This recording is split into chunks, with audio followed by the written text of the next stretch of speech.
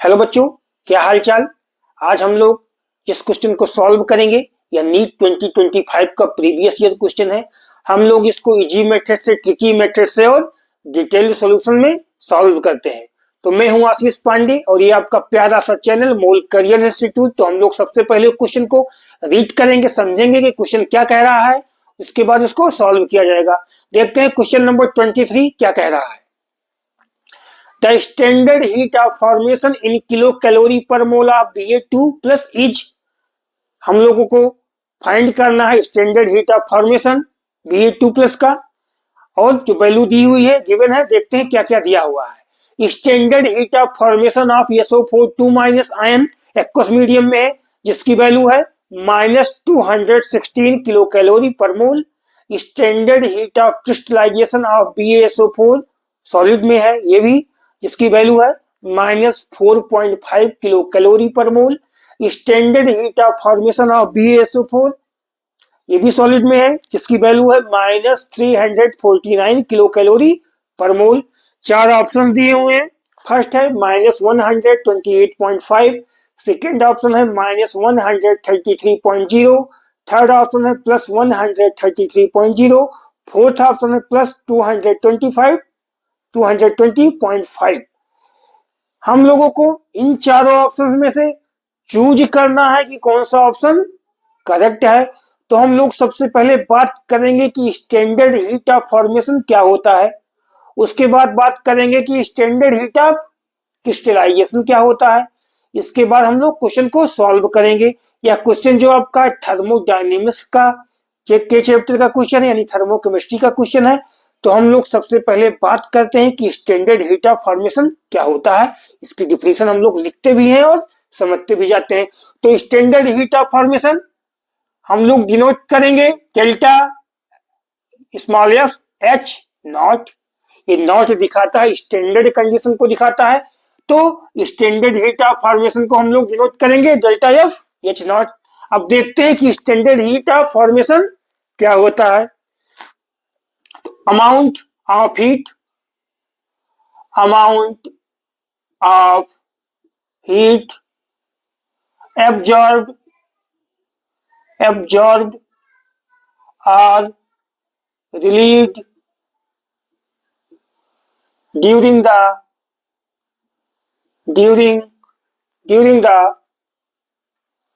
formation of 1 mole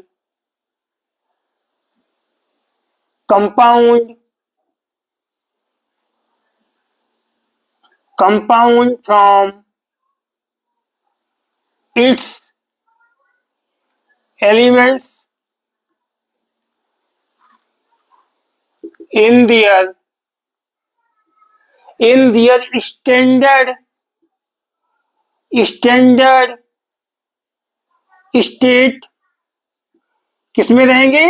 standard state में रहेंगे। Standard state हम लोग देखेंगे। स्टैंडर्ड स्टेट क्या होता है? Most stable state. Most stable state किसकी रहेगी? स्टेबल स्टेट एलिमेंट की रहेगी। मोस्ट स्टेबल फिजिकल लिख लेते हैं हम लोग, यहाँ फिजिकल स्टेट को हम लोग क्या बोलेंगे? स्टैंडर्ड स्टेट अंडर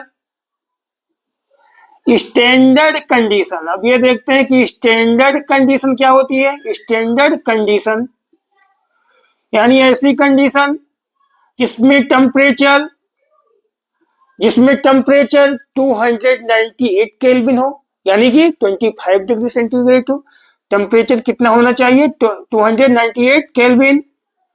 या अगर हम लोग बात करें इसको किसमें, डिग्री सेंटीग्रेड में, तो 25 डिग्री सेंटीग्रेड में रहेगा। ये 25 डिग्री सेंटीग्रेड में रहेगा। एंड 1 बार प्रेशर, यानी प्रेशर कितना होना चाहिए? 1 बार होना चाहिए। उसको हम लोग क्या बोलेंगे? स्टैंडर्ड कंडीशन बोलते हैं। प्रेशर इसको हम लोग बोलेंगे स्टैंडर्ड कंडीशन, यानी स्टैंडर्ड हीट ऑफ फॉर्मेशन क्या हुआ? अमाउंट ऑफ हीट एब्जॉर्ब और release during the formation of 1 mole compound ठीक है, फ्रॉम इट्स एलिमेंट यानी उसी के एलिमेंट से बने। एलिमेंट कैसा होना चाहिए, स्टैंडर्ड स्टेट में होना चाहिए, यानी मोस्ट स्टेबल स्टेट में होना चाहिए जो भी एलिमेंट हो, जो कंपाउंड उसके बाद जो कंपाउंड बनेगा, ठीक है, उसको हम लोग क्या बोलते हैं, स्टैंडर्ड हीट ऑफ फॉर्मेशन बोला जाता है स्टैंडर्ड कंडीशन में। अब हम लोग बात करेंगे कि स्टैंडर्ड हीट ऑफ क्रिस्टलाइजेशन क्या होता है, हम लोग ये भी देखते हैं।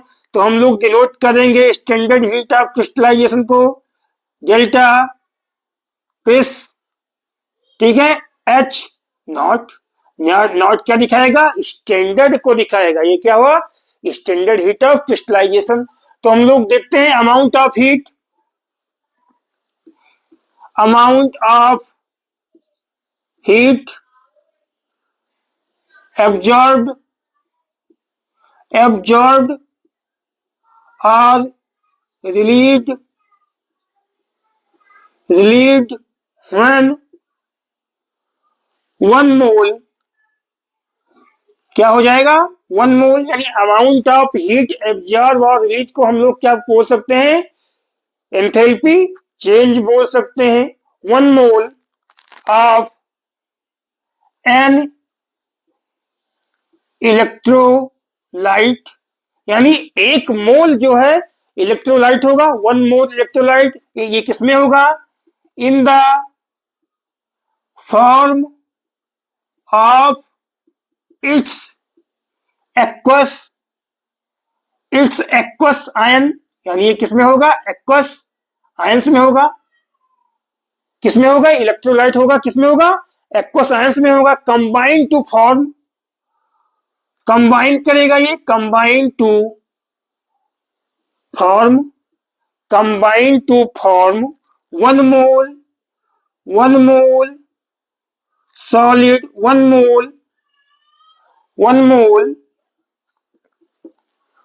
मोल ऑफ सॉलिड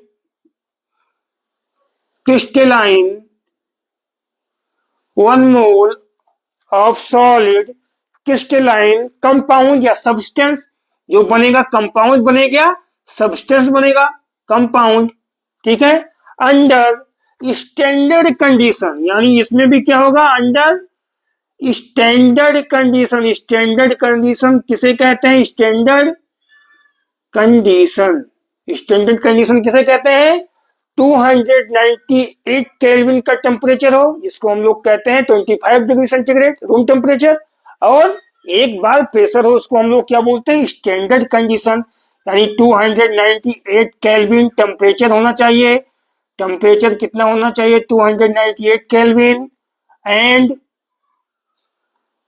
1 बार प्रेशर हो, जिसको हम लोग क्या बोलते हैं, स्टैंडर्ड कंडीशन बोलते हैं। तो स्टैंडर्ड हीट ऑफ क्रिस्टलाइजेशन क्या हुआ, अमाउंट ऑफ हीट रिलीज और एब्जॉर्ब, जिसको हम लोग बोलते हैं एंथैल्पी चेंज।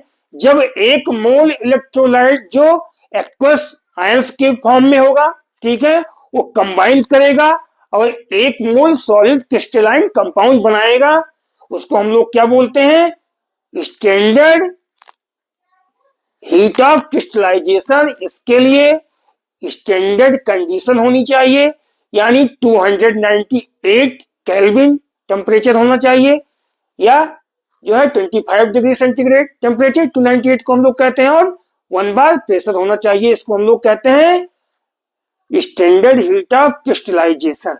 अब हम लोग क्वेश्चन को सॉल्व करते हैं, इसके बाद देखते हैं क्वेश्चन को कैसे सॉल्व किया जाएगा। अब हम लोग ये समझ चुके हैं, अब जल्दी से इसको सॉल्व किया जाता है। जो ये रिएक्शन होती है क्रिस्टलाइजेशन रिएक्शन है, ठीक है, क्रिस्टलाइजेशन रिएक्शन है। अब देखते हैं रिएक्शन कैसे होती है। ये Ba2+ है, ये एक्वस फॉर्म में है, एक्वस फॉर्म में होगा, प्लस SO4 2- है, ये भी किस में होगा, एक्वस फॉर्म में होगा। ये बन के क्या आ रहा है, BaSO4 बन के आ रहा है, BaSO4 बन के आएगा, यानी ये किस में होगा, सॉलिड में होगा। कौन सा सॉलिड, क्रिस्टलाइन सॉलिड होगा, ये बन के आ गया, ठीक है, ऐसा कुछ होगा रिएक्शन क्रिस्टलाइजेशन का। अब हम लोग सॉल्व करते हैं कि कौन सा फार्मूला इसमें अप्लाई करेंगे। तो फार्मूला हम लोग अप्लाई करते हैं हीट ऑफ रिएक्शन का, देखते हैं हीट ऑफ रिएक्शन का फॉर्मूला क्या होता है। यानी हम लोग लिखेंगे heat of reaction, heat of reaction जिसको हम लोग डिनोट करेंगे किससे, delta H, delta R H not. यानी ये क्या हुआ, हीट ऑफ रिएक्शन हो गया।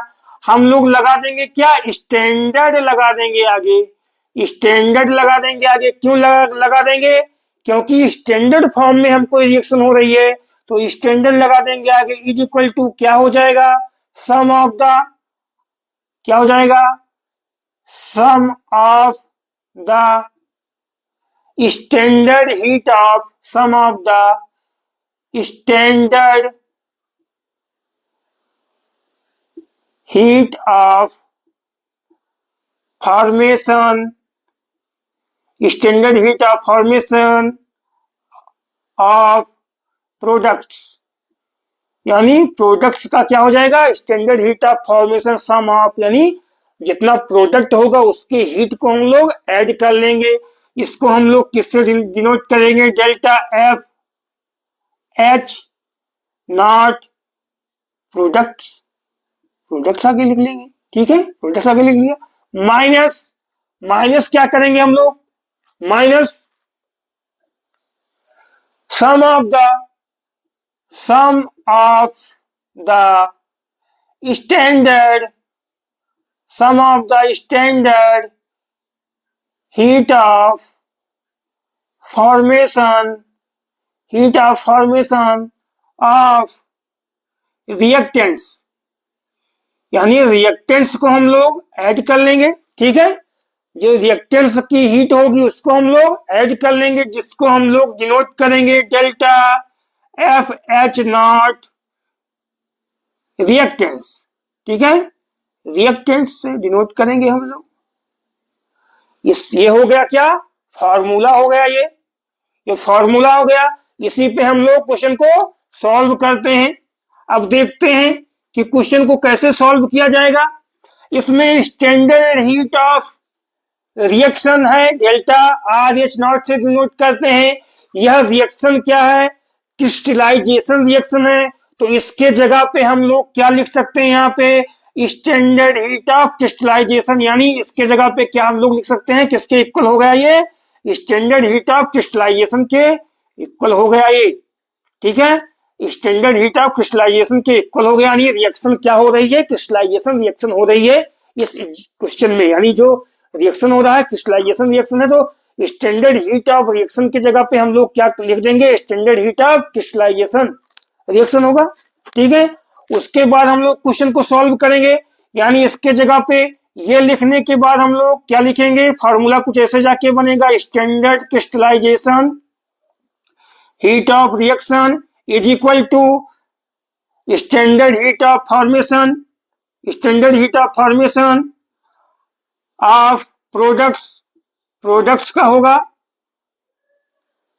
Minus standard heat of reactants का होगा। यानी जिस किससे डिनोट करते हैं हम लोग, डेल्टा एफ एच नॉट, यहाँ पे क्या हो जाएगा, रिएक्टेंट्स हो जाएगा, ठीक है। इस फार्मूले पे हम लोग क्वेश्चन को सॉल्व करते हैं। अब देखते हैं कि प्रोडक्ट क्या है, प्रोडक्ट यहाँ पे क्या है, प्रोडक्ट यहाँ पे BaSO4 है। यानी डेल्टा क्रिस्टलाइजेशन एच नॉट हम लोग दिखाएंगे is equal to delta F H naught. Products में क्या है, BaSO4 है, तो यहाँ पे हम लोग क्या लिख लेंगे, BaSO4 लिख लेंगे प्रोडक्ट्स में, minus delta F H not. Reactants में क्या है, रिएक्टेंट्स में क्या है, Ba2 प्लस, और रिएक्टेंट्स में क्या है, Ba2 प्लस। तो हम लोग सबसे पहले यहाँ पे क्या लेते हैं, Ba2 प्लस, सबका सम करना है, प्लस क्या हो जाएगा, प्लस क्या हो जाएगा, delta F H naught SO4 two minus, कुछ ऐसे जाके बनेगा ये फॉर्मूला, ठीक है, ऐसे जाके ये कुछ बनेगा फॉर्मूला। अब हम लोग यहीं से क्वेश्चन को सॉल्व करते हैं, फॉर्मूले पर अप्लाई करते हैं। जो है स्टैंडर्ड हीट ऑफ क्रिस्टलाइजेशन क्या दिया हुआ है, -4.5 किलो कैलोरी पर मोल दिया हुआ है, ठीक है। उसके बाद standard heat of formation BaSO4 का क्या दिया हुआ है, standard heat of formation BaSO4 solid में क्या दिया हुआ है, -349 यानी -349 किलो कैलोरी पर मोल। उसके बाद माइनस करना है हम लोगों को, माइनस करना है क्या है, डेल्टा एफ एच Ba2+ यानी standard heat of formation of Ba2+ का क्या है, निकालना है हम लोगों का।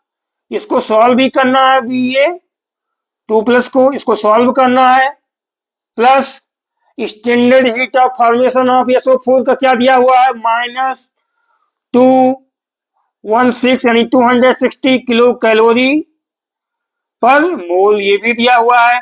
अब हम लोग इसको सॉल्व कर लेंगे, सॉल्व कर लेंगे।